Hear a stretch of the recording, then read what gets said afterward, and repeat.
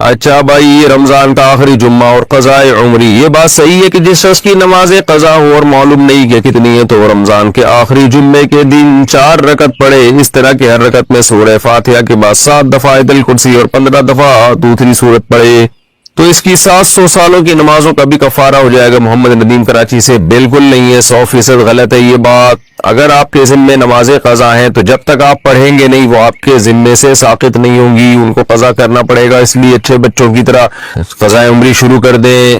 قضا نمازیں کب اور کیسے پڑھیں؟ اگر ایک آدمی کی کئی دنوں کی نمازیں قضا ہو اور وہ دن بھول چکا ہو تو وہ ہر دن کی متعین نیت کیسے کرے گا؟ نیز وہ قضا نمازیں کن اوقات میں پڑھ سکتا ہے؟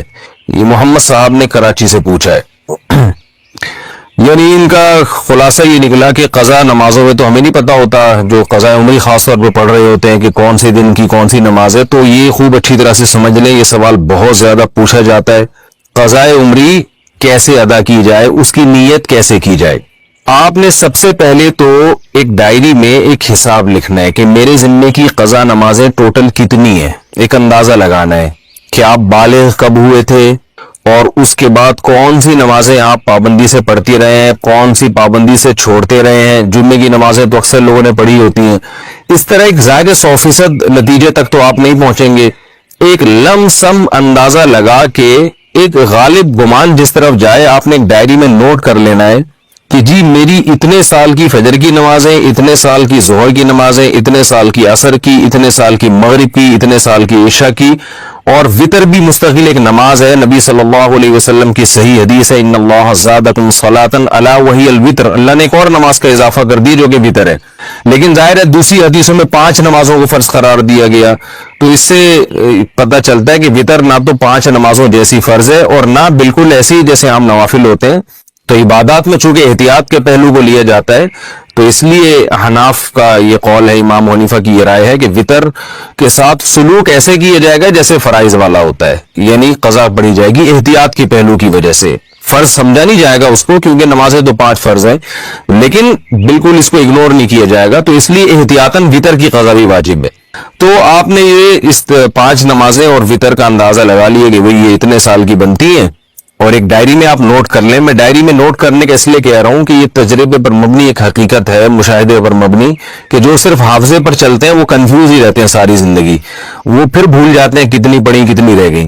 تو آپ نے ایک چارٹ بنانا ہے کہ بھی میری فجر کی جیسے سال کی اتنے سال کی نمازیں تو اتنے مہینے اتنے دن، وہ دنوں کے آپ نے کاؤنٹ کر کے لکھ لینا کہ جی میری فجر کی مثال کے بعد 256 نمازیں رہتی ہیں یا 356 یا 1256 نمازیں میری فجر کی رہتی ہیں۔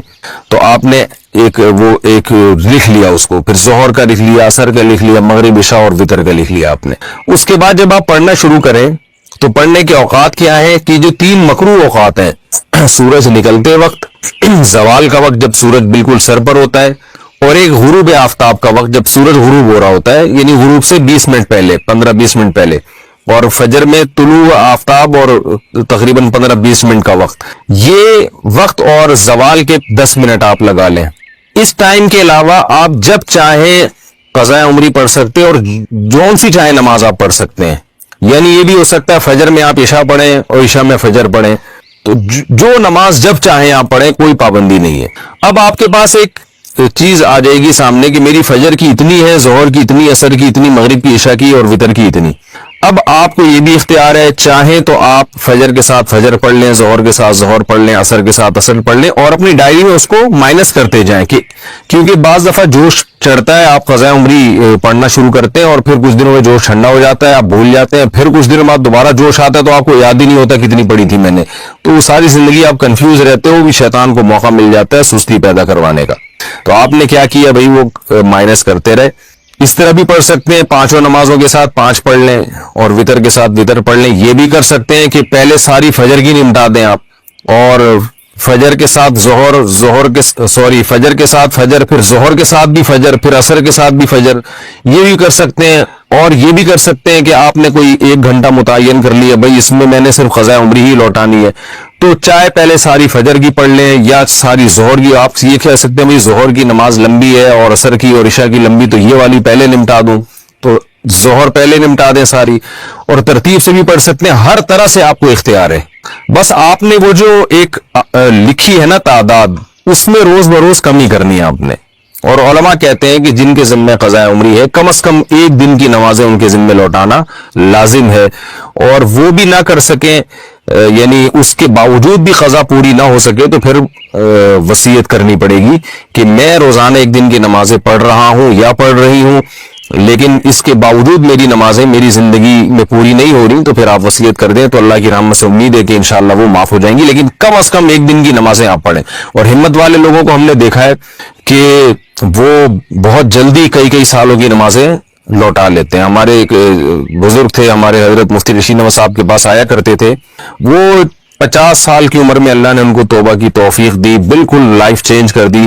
تو انہوں نے 50 سال کی عمر میں قضاء عمری ساری پڑھائی اور 1-2 سال میں انہوں نے کمپلیٹ کر دی. ہم جب بھی دیکھتے تھے وہ نماز ہی پڑھ رہے ہوتے ہیں، بہت جلدی انہوں نے نمازیں کمپلیٹ کی، اور پھر 4 مہینے میں انہوں نے قرآن بھی حفظ کیا. حالانکہ وہ آفیسر تھے، گورنمنٹ میں ان کی بڑی مصروفیات تھیں، لیکن ماشاءاللہ جب بعض لوگ توبہ کرتے ہیں تو بڑی خاندانی توبہ ہوتی ہے. اور اتنے نیک بننے کے باوجود بھی ان پہ اللہ کے خوف کا غلبہ رہتا تھا. ایک دن ہمارے حضرت کے پاس آئے اور کہنے لگے مجھ پہ بہت خوف ہے کہ پتہ نہیں میرا بنے گا کیا آخرت میں. تو حضرت ان کو بڑی امیدیں دلایا کرتے تھے.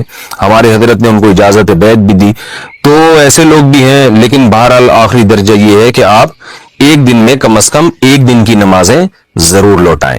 اور یہ بات خود یاد رکھیں، جو آج کل ایک نعرہ لگایا جا رہا ہے کہ کوئی قضا نہیں ہے، اس کی حدیث سے ثبوت پیش کرو قضاء عمری کا. تو یاد رکھیں رسول اللہ صلی اللہ علیہ وسلم کی نماز جب بھی قضا ہوئی ہے، چاہے جان کے کی ہو یا بھولے سے، جان کر تو جنگ میں ہوئی تھی. جہاد میں نماز کا طریقہ نہیں بتایا تھا کہ جنگ کی حالت میں کیسے نماز پڑھی جاتی ہے. تو اس وقت آپ کی غزوہ خندق میں کچھ نمازیں قضا ہوئی تو وہ پہلے آپ نے پڑھی ہیں.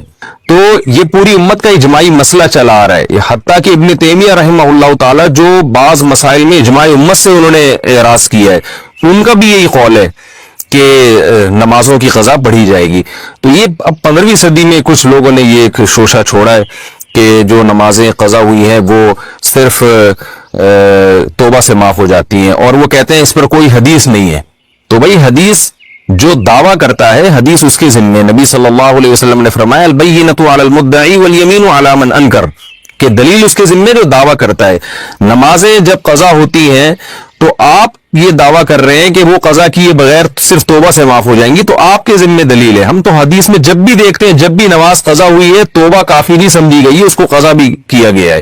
تو نماز ہو یا روزہ ہو آپ کو قضا بہرحال کرنی پڑے گی. اس پر میں تفصیل سے کلپ ریکارڈ کروا چکا ہوں دلائل قضاء عمری کے، وہ میں دوبارہ ابھی اس کو ریپیٹ نہیں کروں گا. تو مسلمان کو چاہیے توبہ کرے اور جتنی نمازیں اس کے ذمہ باقی ہیں وہ جلد سے جلد ادا کرنے کی کوشش کرے. طریقہ میں نے آپ کو بتایا. ہاں نیت کیسے کریں گے؟ نیت آپ نے ایسے کرنی ہے کہ جب آپ فجر پڑھ رہے ہیں تو آپ یہ نیت کریں گے بھئی میرے ذمہ جتنی فجر کی نمازیں ہیں ان میں میں سب سے پہلی نماز پڑھ رہا ہوں. جب دوبارہ فجر آپ پڑھیں گے تو بھی یہی نیت کہ میرے ذمہ جتنی فجر کی نمازیں ہیں ان میں سب سے پہلی، کیونکہ جو پڑھ چکے ہیں وہ تو ذمے میں رہی نہیں ہے نا، تو اس لیے وہ خود بخود ساخط ہو گئی آپ کی نیت سے.